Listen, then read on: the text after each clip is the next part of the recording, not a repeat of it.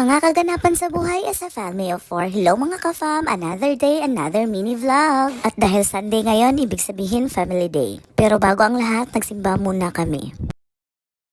At pagkatapos nga namin magsimba, may nakita kaming kainan dito sa bayan. In fairness, dito sa kinainan namin, sulit at masarap.